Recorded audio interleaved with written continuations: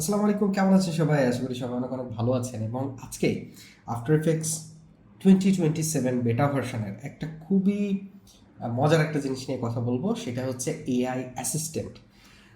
আপনারা জানেন কি না জানি না যে প্রিমিয়ার প্রোয়ের যে বেটা ভার্সন আছে সেটাতে কিছুদিন আগে এআই অ্যাসিস্ট্যান্ট একটা ফিচার এসেছে, যেটার মাধ্যমে আপনি অ্যাসিস্ট্যান্টকে বলতে পারবেন যে আমার এই সিকোয়েন্সটা সাজিয়ে দাও, বা এই ফুটেজগুলো এইভাবে সাজিয়ে দাও, বা এই ধরনের বিন মানে তৈরি করে দাও, বা এরকম মানে বিভিন্ন কাজ হচ্ছে অ্যাসিস্ট্যান্টের মাধ্যমে করা যায় প্রিমিয়ার প্রো দিয়ে।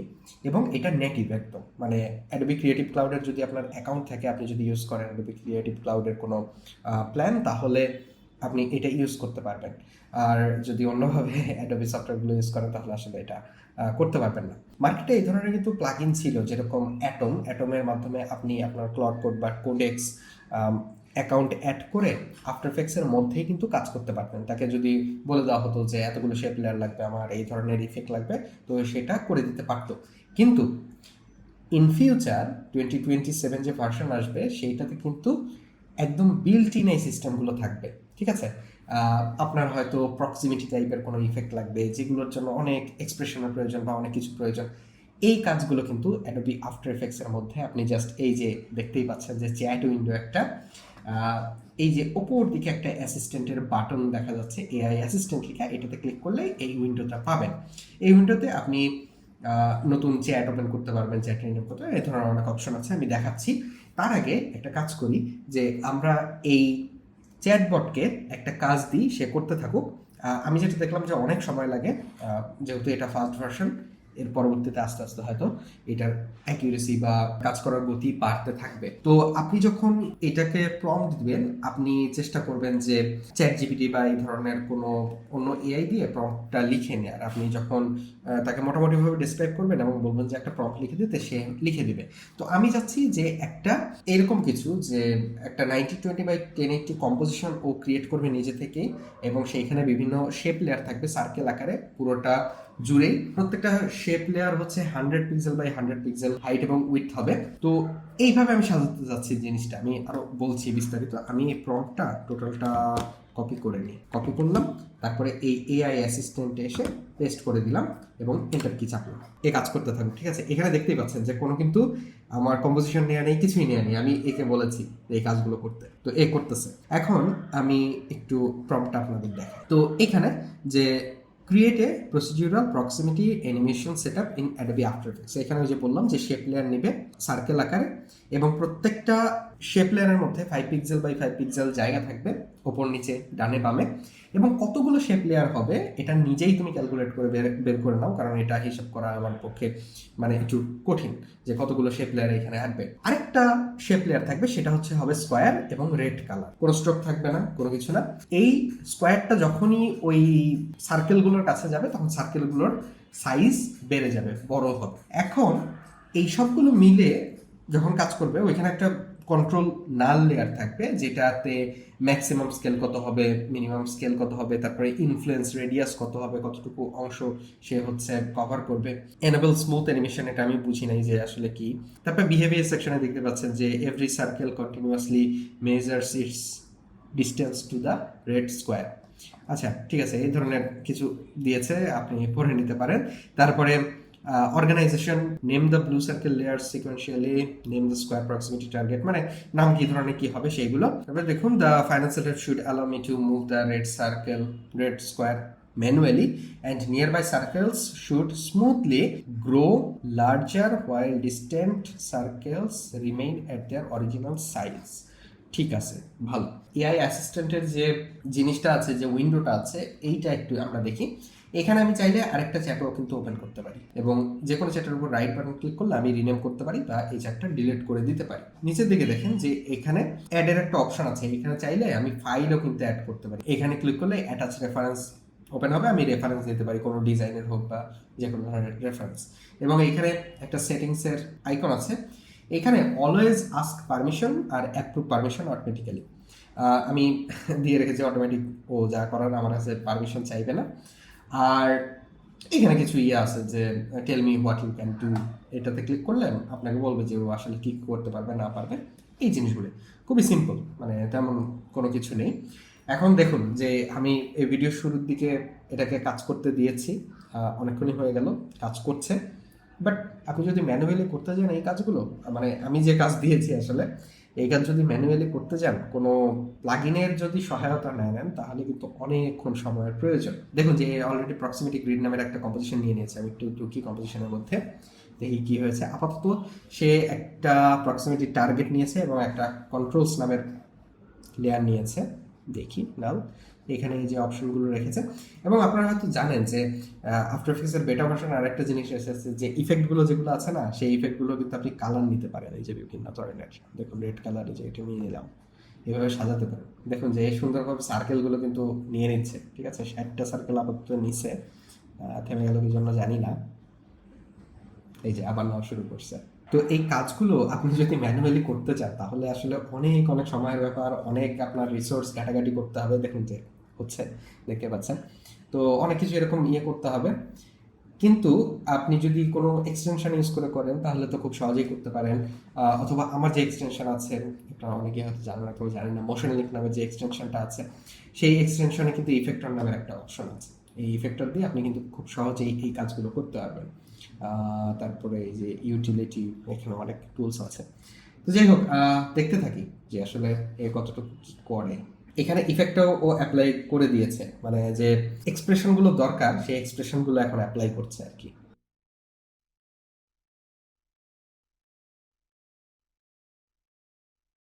কাজ করা কমপ্লিট। এখন আমরা দেখি যে আসলে কাজ করছে কিনা। প্রক্সিমিটি যে টার্গেট আছে এটা একটু মুভ করি, ঠিকঠাক মতোই করেছে। এবং এইখানে যে কন্ট্রোলস লেয়ারটা ছিল, কন্ট্রোলস লেয়ারটা নিচের দিকে নিয়ে গেছে। ওকে, এই কন্ট্রোলস লেয়ারের মধ্যে স্মুথ অ্যানিমেশন, এটা আমি এটা যত সম্ভব স্মুথনেস কিছুটা যখন নড়াচড়া করছে তখন ফল আপ যেটা আছে সেটা হয়তো কিছুটা স্মুথ করে, এটাই। তবে টার্গেট পজিশন দিয়েছে, এটা আসলে এটার সাথে কি কানেক্টেড কিনা আমি জানি না। মিনিমাম স্কেল, ম্যাক্সিমাম স্কেল কত হবে, তারপরে ইনফ্লুয়েন্স রেডিয়াস, দেখুন কতটা জায়গা জুড়ে এটা ইনফ্লুয়েন্স করবে। ম্যাক্সিমাম রেডিয়াস, মিনিমাম, আমি উল্টা টাইপের কাজটাও করতে পারি, এই যে এরকম করে দিতে পারি। তারপরে ফল অফ যেটা আছে এটাকে দুইয়ে দিই, এটার তারপরে ওপর দিকে যাই। খুব সুন্দর একটা প্রক্সিমিটি ইফেক্ট এখানে তৈরি করে ফেলতে পারলাম। এআই এর মাধ্যমে চিন্তা করুন যে আপনি আরও কী কী করতে পারবেন। আপনার হয়তো অনেকগুলো কম্পোজিশন রেন্ডার দিতে হবে, বিভিন্ন হয়তো ফরম্যাটে রেন্ডার দিতে হবে বিভিন্ন কম্পোজিশন, সেটা আপনি ওকে জানাতে পারেন। তারপরে হয়তো লেআউট কিছুটা চেঞ্জ করতে হবে কোনো অ্যানিমেশনে, সেটা করতে পারেন। আবার দেখা যাচ্ছে যে অনেক সময় রিপিটেটিভ কিছু কাজ থাকতে পারে, তো অনেকগুলো টেক্সট লেয়ার আপনার চেঞ্জ করতে হবে, সেটা হয়তো আপনি একে দিয়ে করিয়ে নিতে পারবেন। যেরকম এখানে আমি হচ্ছে দিলাম যে র্যান্ডম কিছু কোডস আমার দরকার, 10টা হচ্ছে হয়তো টেক্সট লেয়ার থাকবে, সেইখানে প্রত্যেকটা টেক্সট লেয়ার 3 সেকেন্ড করে স্টে করবে, fade in fade out animation দেওয়া থাকবে, এই ধরনের আমি একটা দিলাম। দেখি এটা কেমন করতে পারি। নতুন একটা কম্পোজিশনও নিতে হবে, আমি সেটাও বলে দিয়েছি যে নতুন একটা কম্পোজিশন নিতে হবে। আমি চ্যাটজিপিটিকে বলেছি যে আমাকে জাস্ট 10টা টেক্সট লেয়ার থাকবে, কম্পোজিশন নিতে হবে, কম্পোজিশন নেওয়ার কথা বলিনি, 10টা টেক্সট লেয়ার থাকবে, র্যান্ডম কিছু হচ্ছে কোডস থাকবে, 3 সেকেন্ড করে স্টে করবে। এখন এটার উপর আমাকে একটা প্রম্পট লিখে দাও, বিশাল বড় একটা প্রম্পট লিখে দিছে আর কি। তো সেই প্রম্পটটাকে আমি দিলাম, দেখি কি দেয়। এখন যে কম্পোজিশন তৈরি করেছে, কম্পোজিশন মধ্যে ঢুকে একটু ইন্সপাইরেশনাল কোটস লেখা। ওকে, আমি কোটস দিতে বলেছি 10টা, কিন্তু কি কোটস দিবে সেটা কিন্তু আমি বলি নাই। ও নিজে থেকে কোথায় থেকে নিবে আমি জানি না। এবং চ্যাটজিপিটি এবার এটাও বলে দিছে যে কোন ফন্ট নিতে হবে, কি ধরনের ফন্ট নিতে হবে, সেগুলো বলে দিছে আর কি। দেখুন যে টেক্সট লেয়ারগুলো কাটাও কমপ্লিট। এখন হয়তো ফেড ইন ফেড আউট যে অ্যানিমেশনটা আছে সেটা অ্যাপ্লাই করছে। হ্যাঁ, key frame are set correctly, now I will apply easy ease, influence কত হবে না হবে এগুলো দিয়েও হচ্ছে অ্যাপ্লাই করছে। ওকে, ও লেয়ারগুলো সাজিয়েছে এইভাবে। আমি সাধারণত কাজ যখন করি তখন এইভাবে লেয়ার সাজাই, এক একজন আসলে এক একভাবে লেয়ার সাজায়। কেউ এইভাবে সিঁড়ি ওঠার মতন, কেউ কেউ সিঁড়ি নামে যেভাবে ঠিক সেইভাবে। ওকে, টেক্সট লেয়ারের সাথেও মার্কারও অ্যাড করে দিয়েছে, যেটা দেখা যাচ্ছে যে বর্তমানে এইটা অনেকটাই স্লো, বাট এটা ফাস্ট ভার্সন। এরপরে আস্তে আস্তে আরও ফাস্ট হবে আশা করা যায়। ব্যাকগ্রাউন্ড একটা লেয়ার নিয়েছে, লেয়ারটা নিয়েছে সবার উপরে, দেখি নিচে নিয়ে যায় কিনা। ইয়েস, ব্যাকগ্রাউন্ড লেয়ার নিচে নিয়ে গেছে। একটা গ্রেডিয়েন্ট দিতে বললে ভালোই হতো ব্যাকগ্রাউন্ড লেয়ারে, সুন্দর একটা গ্রেডিয়েন্ট বা নড়াচড়া করে এরকম কোনো গ্রেডিয়েন্ট যদি দেওয়া যেত, মানে বলা লাগতো আর কি। আমরা চাইলে ইয়েও বলে দিতে পারতাম যে একটা নাল অবজেক্ট থাকবে কন্ট্রোলার হিসেবে, সেইখানে আমি হচ্ছে টেক্সচার কালার চেঞ্জ করতে পারবো, অথবা এই ধরনের কিছু যে ফেড ইন ফেড আউটের যে অ্যানিমেশনটা আছে প্রত্যেকটা যেন এখানে কানেক্টেড থাকে। আমি ফেড ইন কতটুকু সময় নিয়ে হবে, কতটুকু সময় নিয়ে ফেড আউট হবে, এই জিনিসগুলো এখানে যেন ফ্রেম ওয়াইজ আমি কন্ট্রোল করতে পারি, এটা আমি বলে দিতে পারতাম, তাহলে কিন্তু হবে। মানে এটা দেখেন যে আপনার কাজকে সহজ করছে, বাট আপনি যদি বেসিকটা জানেন তাহলে কি করতে হবে না হবে, কি ধরনের কন্ট্রোল হলে আপনার লাইফ আরও ইজিয়ার হবে, বা পরবর্তীতে সেই কাজটা বা প্রজেক্টের উপর ফিডব্যাক আসলে আপনার মানে কাজ ইমপ্লিমেন্ট করতে সহজ হবে, এই জিনিসগুলো কিন্তু আপনি বলে এখন করাতে পারবেন। ওকে, কাজ শেষ, এখন দেখি। ড্রিম বিগ, স্টার্ট স্মল, ওকে।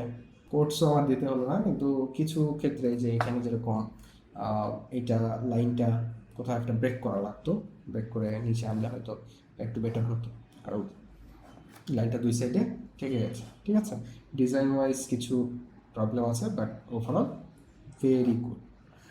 হ্যাঁ, আমি কিবোর্ডে কি প্রেস করি দেখি ও কীভাবে কি ফ্রেমগুলো করেছে। ওকে, অপাসিটি দিয়েছে,